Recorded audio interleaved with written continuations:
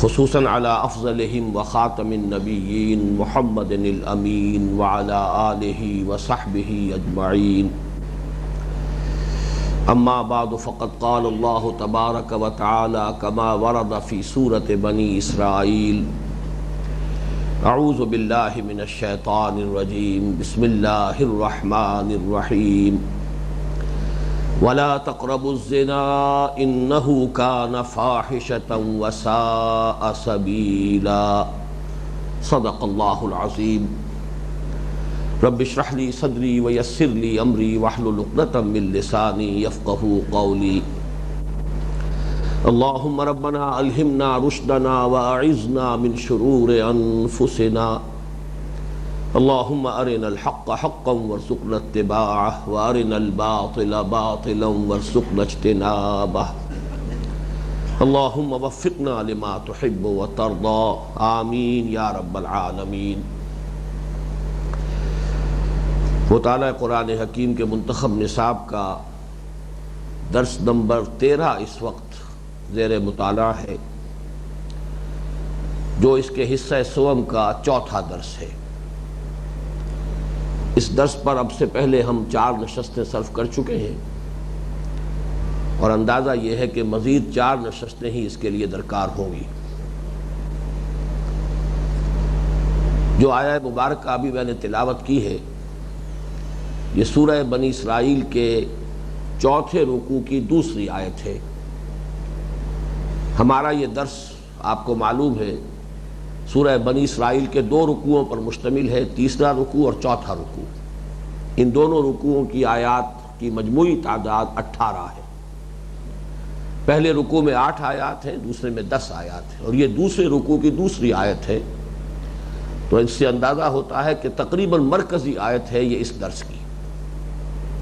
اور پچھلی نشست میں اسی آیت پر گفتگو ہو رہی تھی، ابھی مضمون مکمل نہیں ہوا تھا، لیکن میں یہ اعتراف کر رہا ہوں کہ پچھلے درس کے دوران طبیعت میری حاضر نہیں تھی، لہذا اس میں کچھ بے ربطی رہی ہے، اس کے بنا پر بعض مضامین کا مجھے اثر نو بیان کرنا ہوگا۔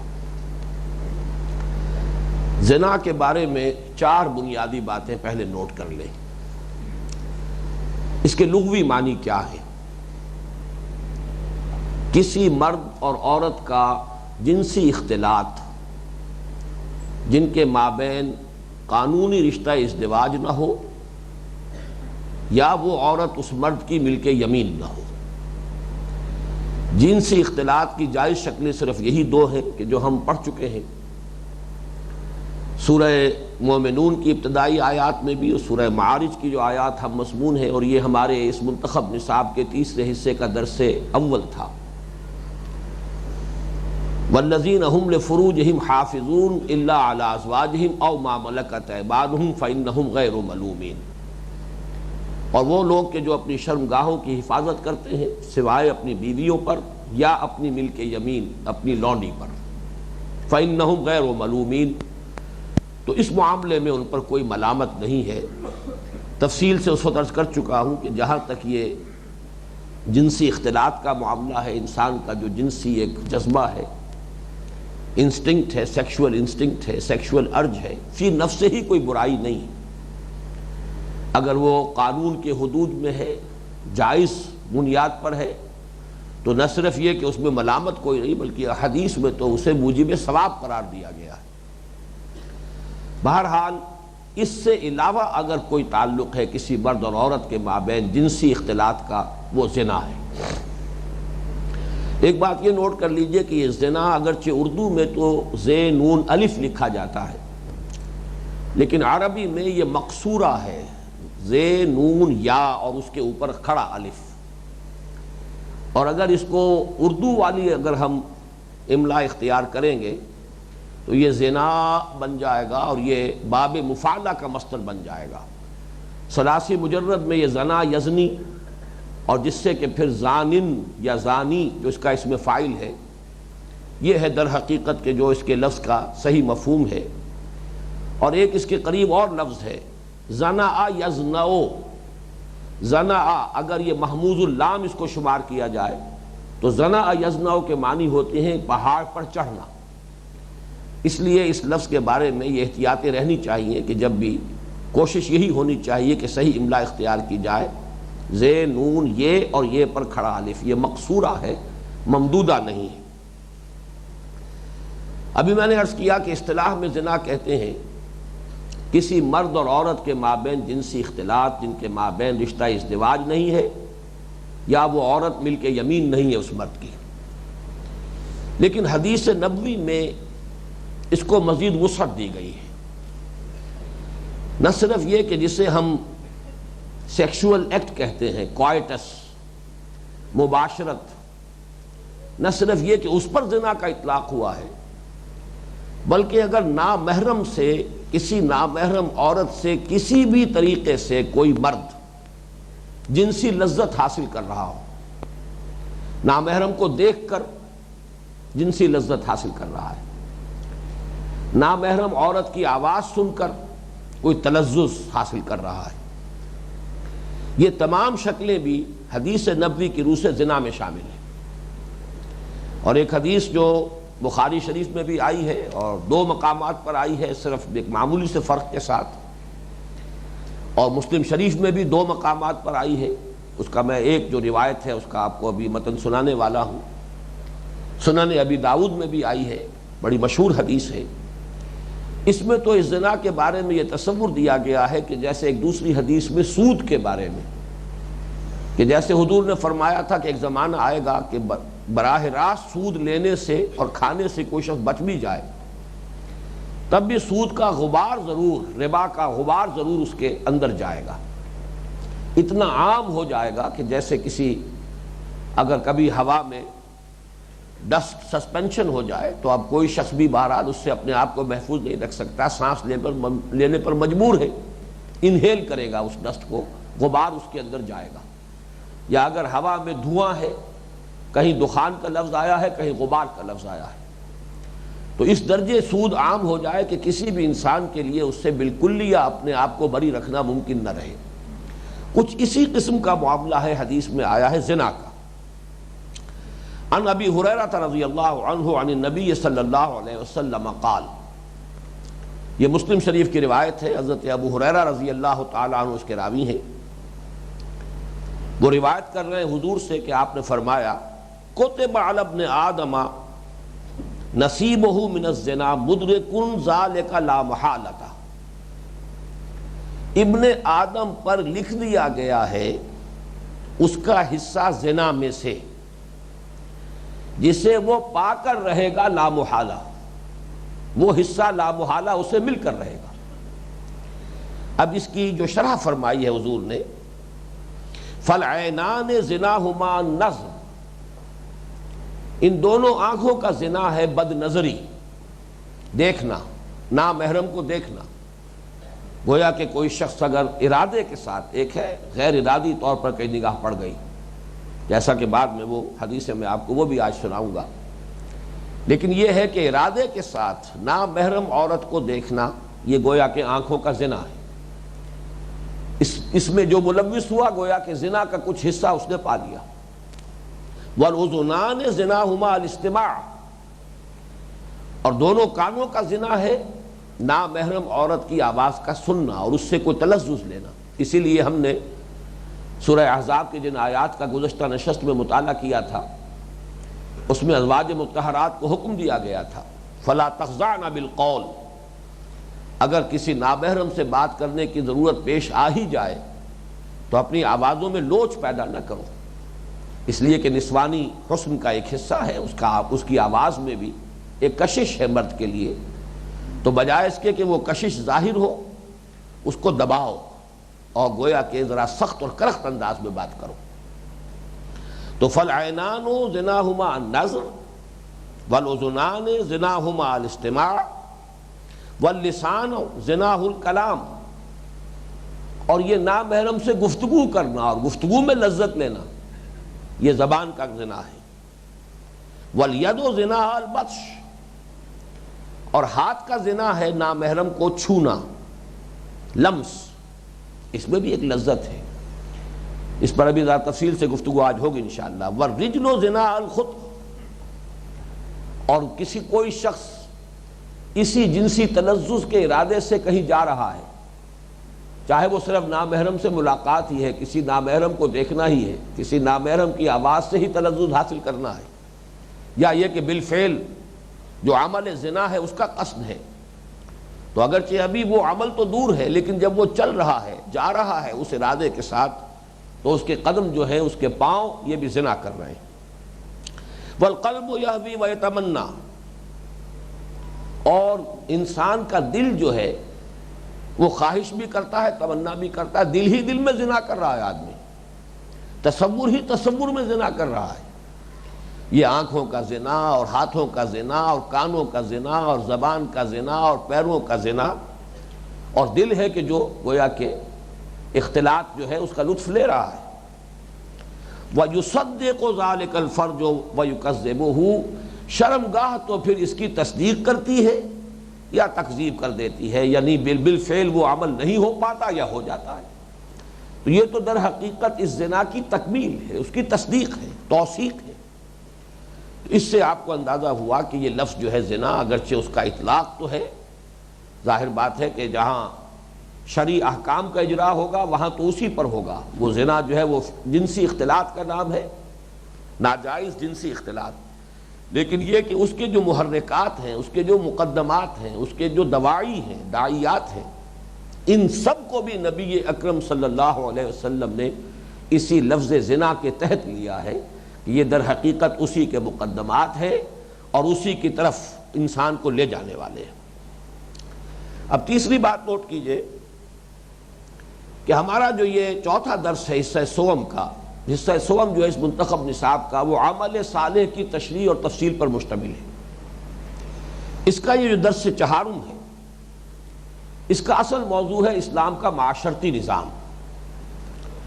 اس معاشرتی نظام کے بارے میں اگرچہ اور دوسرے پہلو بھی ہیں جو کچھ زیر بحث آ چکے ہیں، عائلی نظام ہے، پھر یہ کہ خاندان کے ادارے کا استحکام ہے، اور اسلام کے معاشرتی نظام کا ایک بہت بڑا مابہل امتیاز جو ایک وصف ہے کہ جو دوسرے معاشروں سے اسے ممتاز اور ممیز کرتا ہے، وہ یہ بھی ہے کہ پیدائشی طور پر انسانوں میں کوئی اونچ نیچ نہیں ہے۔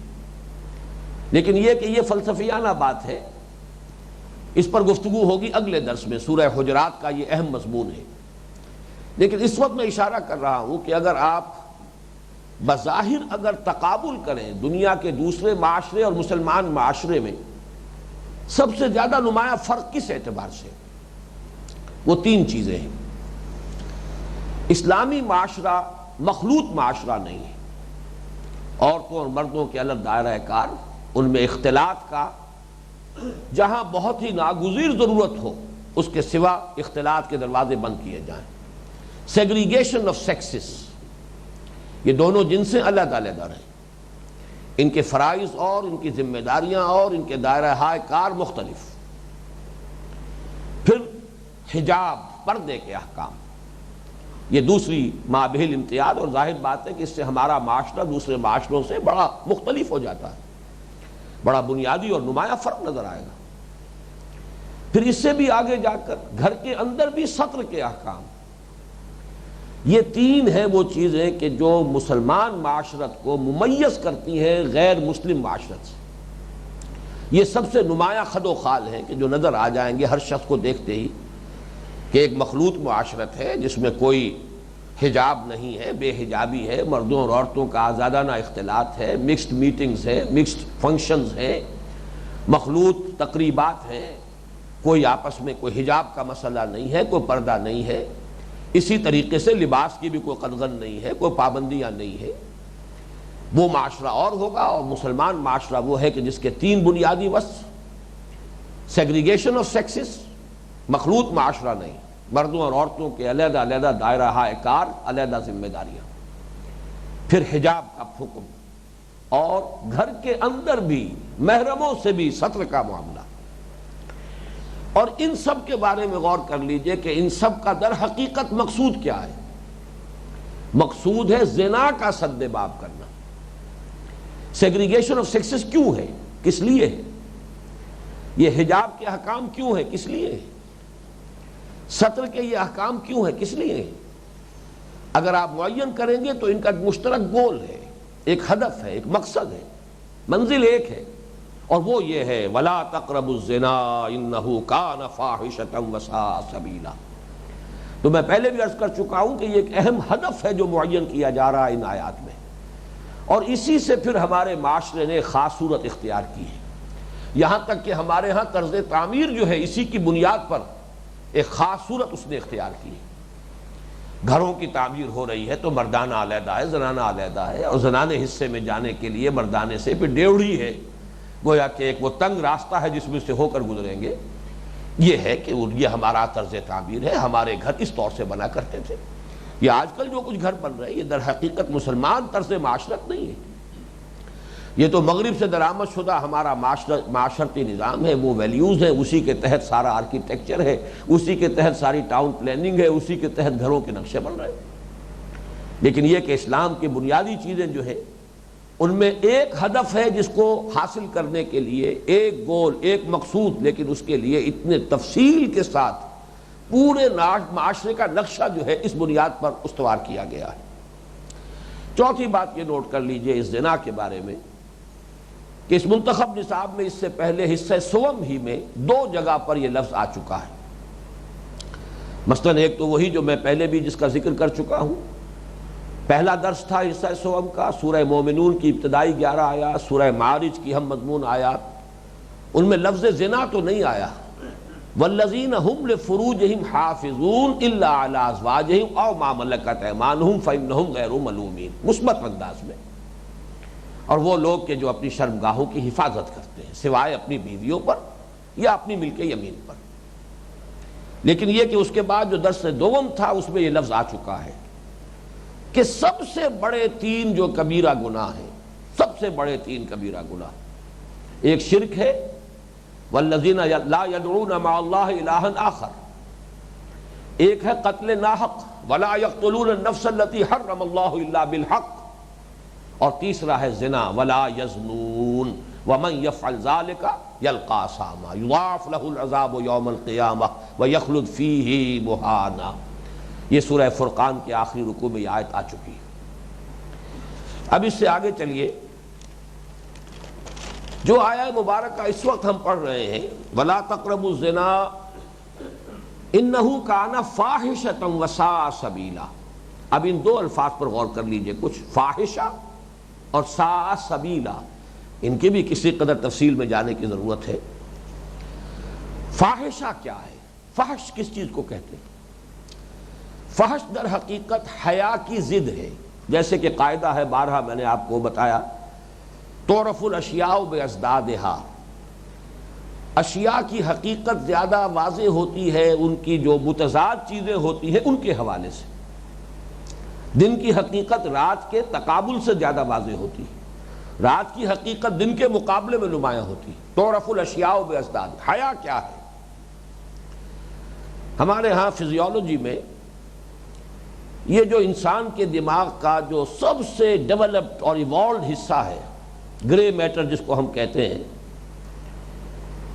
اس میں سیریبرم، اس میں جو سب سے اونچے فنکشن شمار کیے گئے ہیں، ایک تو میں ذکر کرتا رہا ہوں نطق، سپیچ سینٹر، لیکن یہ کہ انسان کی ذہنی ایکٹیویٹی میں سب سے اونچے جو 2 ہیں وہ ہے فیئر اینڈ شائنس، اس لیے کہ پریزرویشن آف دی سیلف، اپنے آپ کو بچانا، حفاظت ذات، یہ گویا کہ حیات کا، زندگی کا سب سے پہلا مقصد یہ رہتا ہے اپنا تحفظ، پریزرویشن آف دی سیلف، اور اس کے لیے 2 انسٹنکٹس دیے گئے ہیں، فیئر، اندیشہ ہے کہیں سے، خوف ہے، زندگی کے لیے کوئی اندیشہ ہے، لیکن اس فیئر کے ساتھ شائنس، یہ شائنس ہے جس کے لیے عربی کا لفظ حیا ہے۔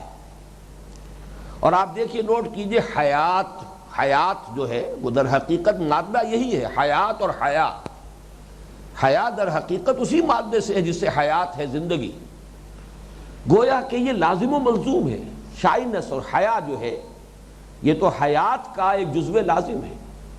فطرت کے اندر کچھ چیزیں ہیں، انسان کے اندر کچھ چیزوں سے فطری طور پر ایک اباء ہے، انسان رکتا ہے، اور اگر کہیں کسی وجہ سے، کسی وقتی کسی تحریک کے زیر اثر آ کر انسان کوئی حرکت ایسی کر بیٹھتا ہے تب بھی یہ ضرور چاہتا ہے کہ لوگوں کو معلوم نہ ہو کہ میں نے یہ حرکت کی.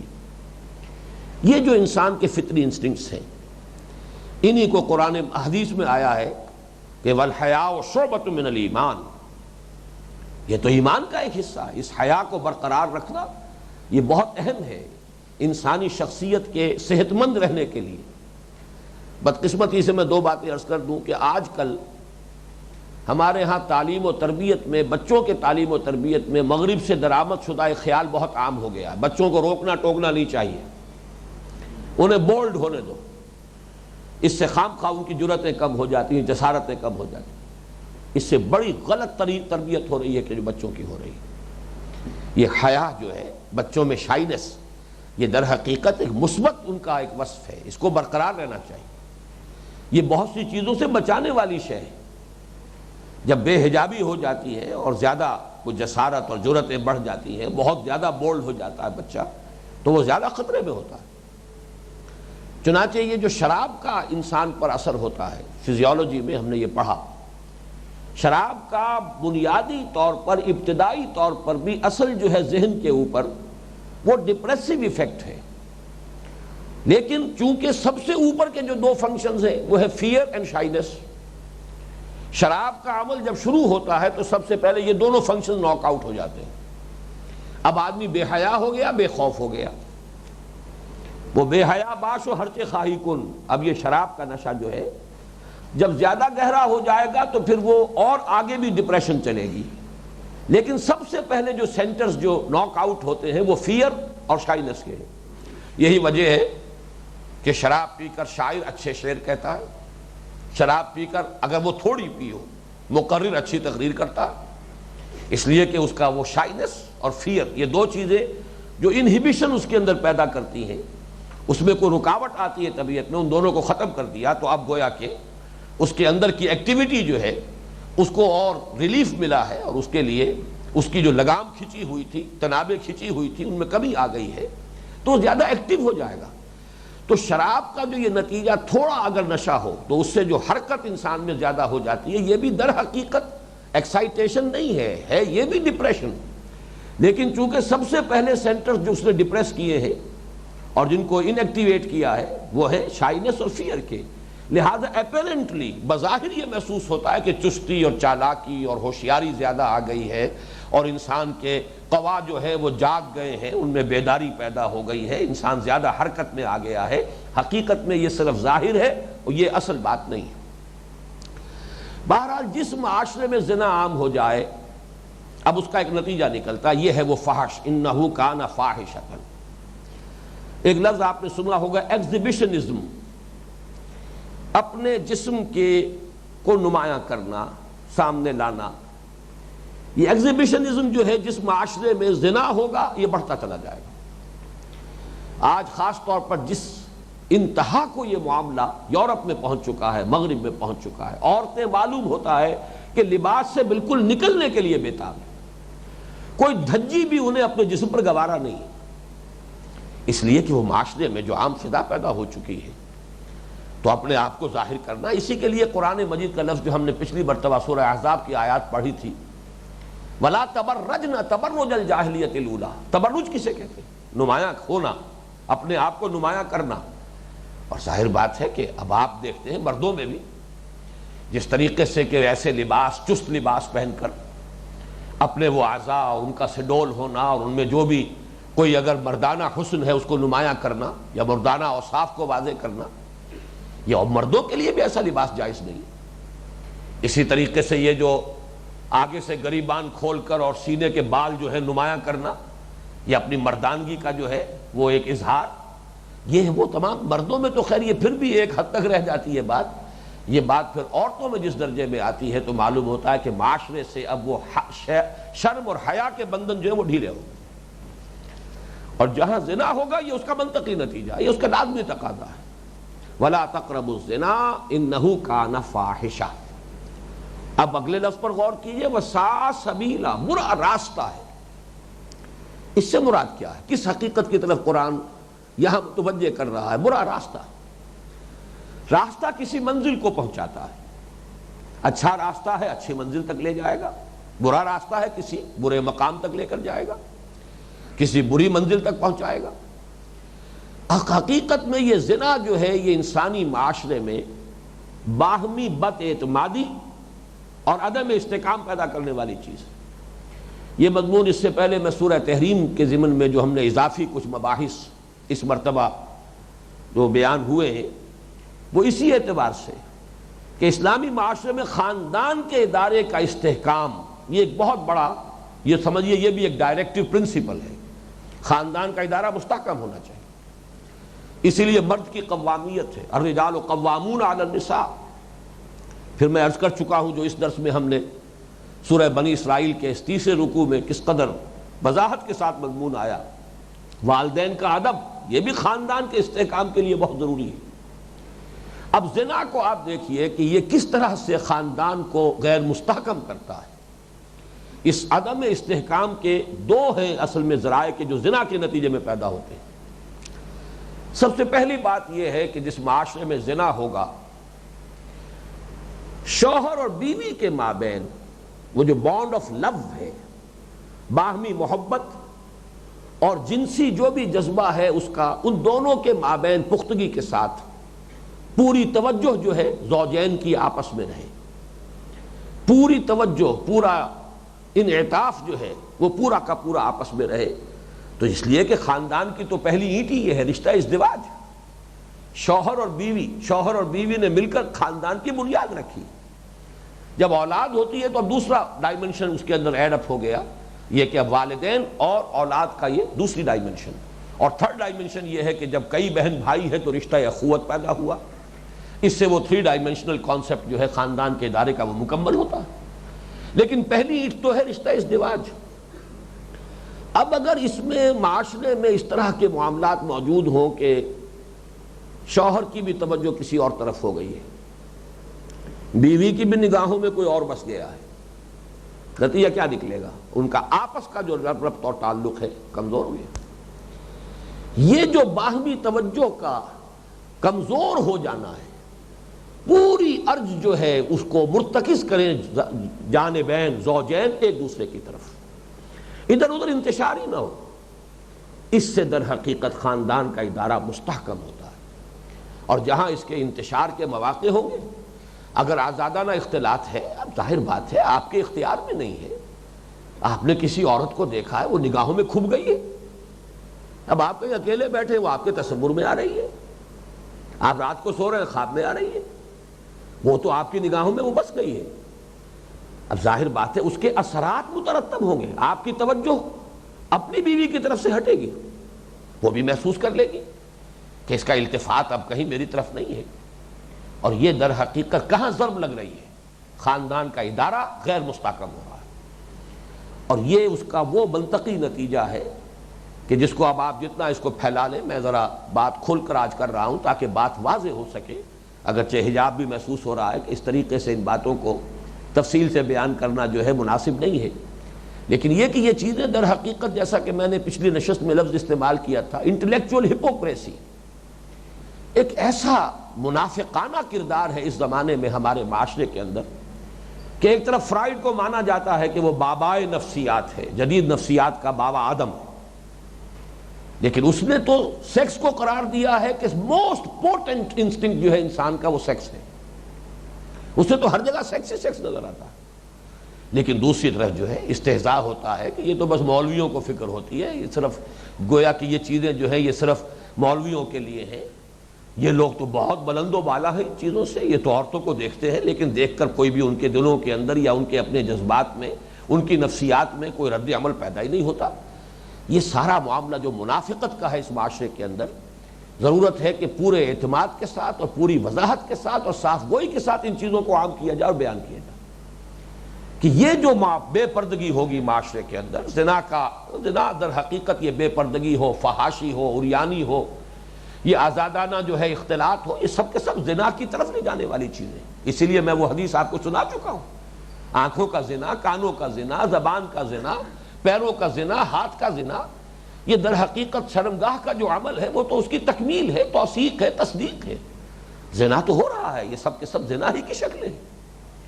اس اعتبار سے نوٹ کیجئے، اس کو منطقی طور پر سمجھ لیجئے، جس معاشرے میں اس طرح کا انتشار ہوگا توجہ کا، وہ سیکشول ارج جو ہے وہ منتشر ہوگی، اس کی سب سے بڑی زد پڑے گی اس خاندان کے ادارے پر۔ اور اس سے بھی آگے آئیے، اس سے بھی زیادہ خوفناک بات، کسی معاشرے میں زنا عام ہو جائے، باپ کو یہ اعتماد نہیں رہے گا کہ یہ اولاد میری ہے، کیا معلوم یہ میری اولاد ہے، کیا پتا، کیسے اعتماد ہوگا؟ میں نے تو کئی مرتبہ تذکرہ کیا ہے، لبنان کے ایک نوجوان سے ایک دفعہ ملاقات ہوئی تھی، عباد الرحمن نامی تنظیم کا، وہ بڑا سرگرم ریلیجس ایکٹیوسٹ، لیکن وہ تقریباً روتے ہوئے کہہ رہا تھا کہ ہمارا معاشرہ اس درجے بگڑ چکا ہے کہ ہم صبح کو اپنے کام کے لیے جب گھروں سے نکلتے ہیں، پھر ہمیں کچھ اعتماد نہیں ہے اپنی بیویوں پر کہ وہ دن بھر کیا کرتی ہیں۔ بتائیے، اس معاشرے میں زندہ رہنا جو ہے جہنم میں زندہ رہنے کے مترادف ہے۔ پھر اسے کیا پتا یہ اولاد میری ہے کسی اور کی ہے؟ جب اس کا اندیشہ ہے یا اعتماد اور یقین نہیں رہا کہ یہ اولاد میری ہے، تو وہ اب دوسرا بانڈ بھی کمزور ہو گیا، والدین اور اولاد کے درمیان محبت۔ وہ جو یقین ہوتا ہے ایک شخص کو، یہ میرا بیٹا ہے، یہ میری بیٹی ہے، وہ یقین ہے در حقیقت جس سے محبت جو ہے روئے روئے سے پھوٹتی ہے، اور ظاہر بات ہے اس کا رد عمل بھی پھر ہوتا ہے، اولاد بھی محسوس کرتی ہے، دل را بدل رہیست۔ اگر اولاد بھی یہ محسوس کرتی ہو کہ ہمارے ساتھ اس طرح کا تعلق رہا ہے، تبھی تو وہ پھر جا کے بڑھاپے میں والدین کے لیے ان کا سہارا بنتی ہے۔ لیکن اگر انہیں بھی محسوس ہو کہ کچھ اجنبیت کے ساتھ ہی بس کوئی ایک تعلق رہا ہے ہمارا، تو وہی معاملہ پھر ہوگا جو کہ بوڑھے والدین کے ساتھ آج یورپ میں ہو رہا۔ یہ ہے در حقیقت باہمی بد اعتمادی کی فضا، جس کی زد پڑتی ہے خاندان کے ادارے پر، استحکام جو ہے خاندان کا وہ ختم ہوتا ہے۔ اور یہ ہے در حقیقت ساء سبیلا، برا راستہ جو اس منزل کو لے کر جانے والا ہے کہ جس سے خاندان کا ادارہ ٹوٹ پھوٹ کر رہ جائے گا اور معاشرے میں عدم استحکام پیدا ہو جائے گا۔ اب ہمیں غور کرنا ہے کہ اس کے لیے زنا کے سد باب کی کیا کیا صورتیں ہیں کہ جو قرآن مجید نے تجویز کی ہیں۔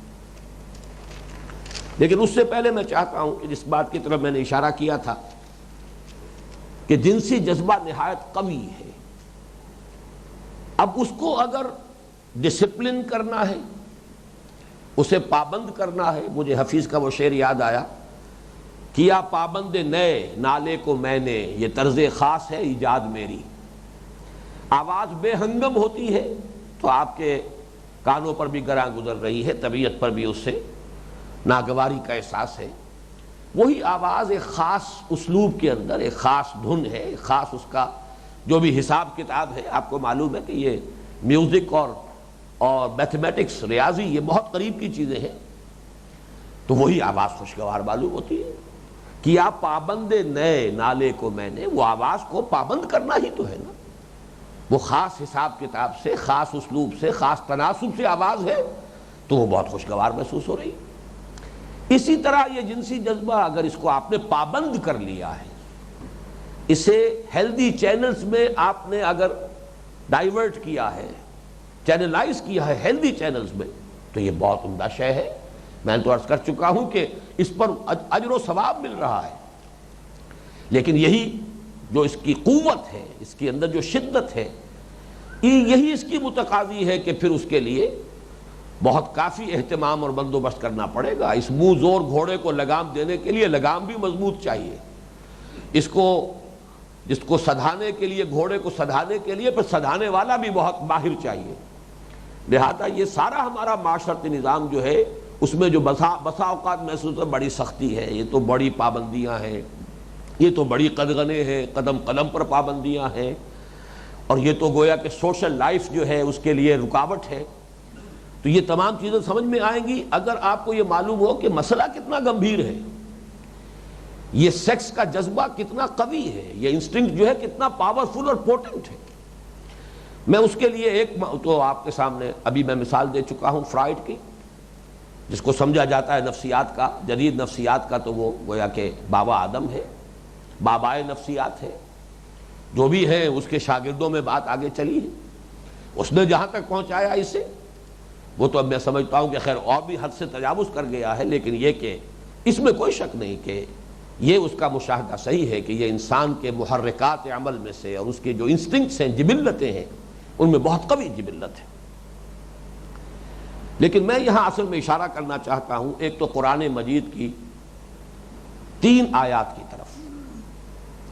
پہلی آیت سورہ آل عمران کی ہے، آیت نمبر 14۔ زُيِّنَ لِلنَّاسِ حُبُّ الشَّهَوَاتِ مِنَ النِّسَاءِ وَالْبَنِينَ وَالْقَنَاطِيرِ الْمُقَنطَرَةِ مِنَ الذَّهَبِ وَالْفِضَّةِ وَالْخَيْلِ الْمُسَوَّمَةِ وَالْأَنْعَامِ وَالْحَرْثِ۔ انسان کی طبیعت کے اندر، اب میں یہاں لفظ فطرت استعمال نہیں کر رہا، نوٹ کر لیجئے، طبیعت، یہ میں نے 2 الفاظ کو علیحدہ علیحدہ رکھا ہے۔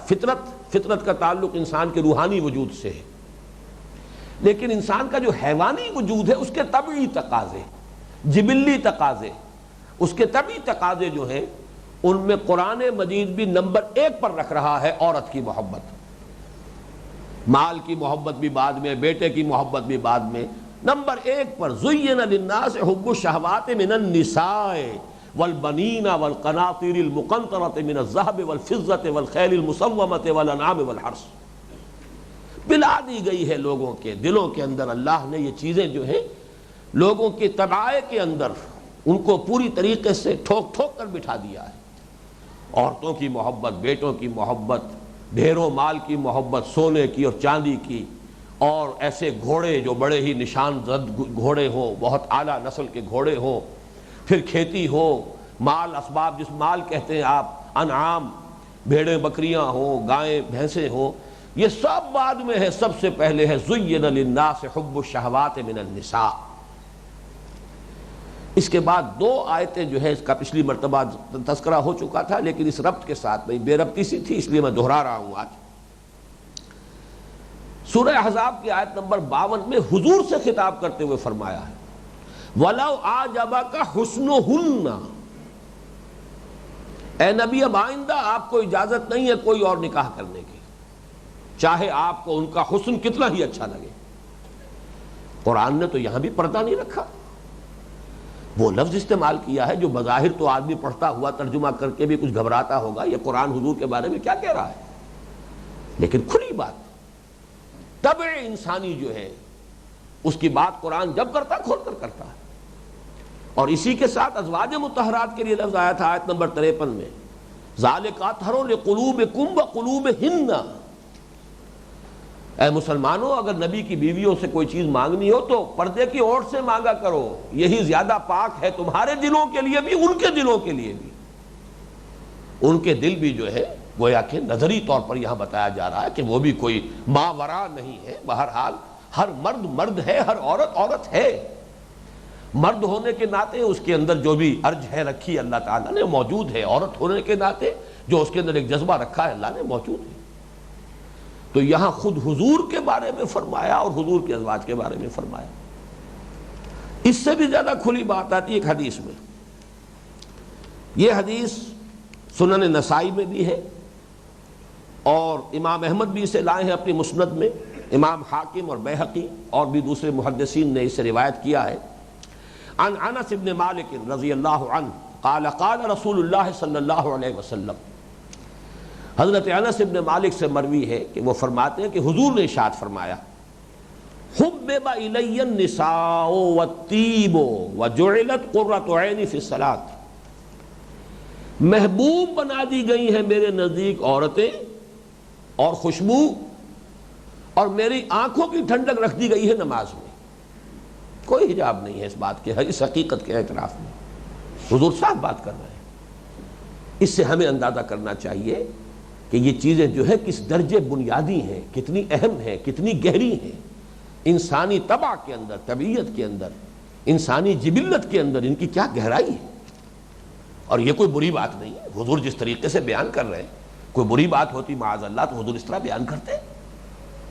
حبب الی النساء والطیب وجعلت قرۃ عینی فی الصلاۃ، آنکھوں کی ٹھنڈک تو میری نماز میں ہے۔ یہ تو ہے فطرت کا تقاضا، یہ ہے روح کا تقاضا، یہ ہے اللہ کے ساتھ قرب کا معاملہ، یہ مناجات خداوندی کا معاملہ ہے، یہ معراج ہے۔ لیکن دوسری طرف جو طبع انسانی ہے اس کے تقاضے بھی ہیں۔ مجھے عورتیں بہت پسند ہیں، اور جیسا کہ میں نے ابھی آپ کو آیت سنا دی وَلَوْ أَعْجَبَكَ حُسْنُهُنَّ، چاہے ان کا حسن کتنا ہی آپ کو بھلا لگے. اس میں اب میں اشارہ کر رہا ہوں، اس سے پہلے بھی میں نے یہ بات بیان کی ہے، شاہ ولی اللہ دہلوی رحمۃ اللہ علیہ کی بات. انہوں نے جو انسانوں کی مختلف اقسام بیان کی ہیں، میں نے پہلے بھی بیان کیا ہے کہ ہر انسان میں ملکیت بھی ہے، بہیمیت بھی ہے. دو انسانی شخصیت کے حصے ہیں، ملکیت یعنی فرشتہ ہونے کا وصف، بہیمیت یعنی حیوان ہونے کے اوصاف. ہر انسان کے اندر ایک حیوان بھی، ایک فرشتہ بھی ہے. وہ شیخ سعدی کا شعر میں نے بارہا آپ کو سنایا ہے کہ آدمی زیادہ ترفع معجون است از فرشتہ سرشتہ وز حیوان. یہ آدمی زیادہ عجیب مرکب ہے، معجون ہے، معجون مرکب. اس میں فرشتہ بھی ہے، سرشتہ، سرشتن کہتے ہیں باندھنے کو، گوندنے کو. از فرشتہ سرشتہ وز حیوان، حیوانیت اور ملکیت دونوں اس کے اندر گوند دی گئی ہے. اس کے اندر ایک حیوان بھی ہے اور فرشتہ بھی ہے. اس کی روح کا تعلق جو ہے عالم امر سے ہے، فرشتے بھی عالم امر سے ہے، روح انسانی بھی عالم امر سے ہے. اس کے اس جسد کا تعلق اس عالم خلق سے ہے جس سے کہ حیوانات کا تعلق ہے. اب شاہ ولی اللہ نے یہ بیان کیا ہے کہ انسانوں کی چار قسمیں. ایک وہ انسان ہے کہ جن کی ملکیت تو بہت قوی ہے، بہیمیت ضعیف ہے. یہ لوگ درویش تو ہوں گے، نیک بھی ہوں گے، دنیا میں کوئی خاص کام نہیں کر سکیں گے. ایک وہ لوگ ہیں کہ جن کی بہیمیت بہت قوی ہے اور ملکیت بہت ضعیف ہے، وہ تو پھر دنیا دار لوگ ہوں گے. ان کی تو ساری توجہ جو ہے وہ شہوات کی طرف ہوگی، خواہشات کی طرف ہوگی، دنیا کی طرف ہوگی. ان کی روح ذرا انہیں کھینچے گی، پھر وہ جو بہیمیت ہے وہ رسہ توڑائے گی اور جائے گی دنیا کی طرف اور دنیاوی خواہشات کی طرف. وَلَكِنَّهُ أَخْلَدَ إِلَى الْأَرْضِ، وہ تو زمین کی طرف بیٹھتا چلا گیا. تیسرا ہے وہ کہ جس کی ملکیت بھی بہت قوی ہو، بہیمیت بھی بہت قوی ہو. یہ دونوں پہلو قوی ہوں گے تو وہ شخص دنیا میں کوئی کام کر سکے گا. چنانچہ محمد الرسول اللہ صلی اللہ علیہ وسلم اس تیسری قسم کی چوٹی پر ہے. آپ کی ملکیت بھی انتہا پر ہے اور آپ کی بہیمیت بھی انتہا پر. یہی وجہ ہے کہ یہ آپ کو اس کی روایات مل جائیں گی کہ آپس میں صحابہ گفتگو کیا کرتے تھے کہ حضور کو اتنے مردوں کی، شاید 90 مردوں کی یا کتنے مردوں کی طاقت ہے حضور صلی اللہ علیہ وسلم کو اللہ تعالیٰ نے جو عطا کی ہے. معلوم یہ ہوا کہ آپ کے اندر وہ جو بھی انسان کے اندر جو اس کے قوا ہیں، انسانی قوا، وہ بھی انتہائی مضبوط تھے. اور ظاہر بات ہے روح محمدی صلی اللہ علیہ وسلم وہ تو جو بھی اپنا مقام و مرتبہ رکھتی ہے ہم اسے جانتے ہی ہیں. یہ دوسرا پہلو زیادہ نمایاں نہیں ہے لوگوں کے سامنے. یہی پہلو ہے جس کو حضور اشارہ کر رہے ہیں حبب الی النساء، اور قرآن کہہ رہا ہے وَلَوْ أَعْجَبَكَ حُسْنُهُنَّ. یہ پہلو بھی پوری قوت کے ساتھ محمد الرسول اللہ صلی اللہ علیہ وسلم میں موجود ہے. یہ چند باتیں میں نے آج اس لیے آپ کے سامنے رکھ دی کھول کر کہ اندازہ ہو کہ جو چیز انسان کی جبلت میں اتنی قوت کی حامل ہے اس کو پھر رام کرنا، اسے پھر سدھانا، اس کو پھر پابند رکھنا، اس کی بے راہ روی کے لیے سد باب کرنا، اس کے لیے کیا کیا تدابیر اختیار کرنی ضروری ہے، یہ تب سمجھ میں آئیں گی جبکہ یہ معلوم ہو کہ یہ مسئلہ ہے کتنا گمبھیر. چنانچہ اگلی نشست میں اب انشاءاللہ تعالی اس موضوع پر گفتگو ہوگی کہ اسلام نے اپنے نظام معاشرت میں اس کے لیے کس کس جگہ قدغنیں قائم کی ہیں. بارک اللہ لی ولکم فی القرآن العظیم ونفعنی وإیاکم بالآیات والذکر الحکیم.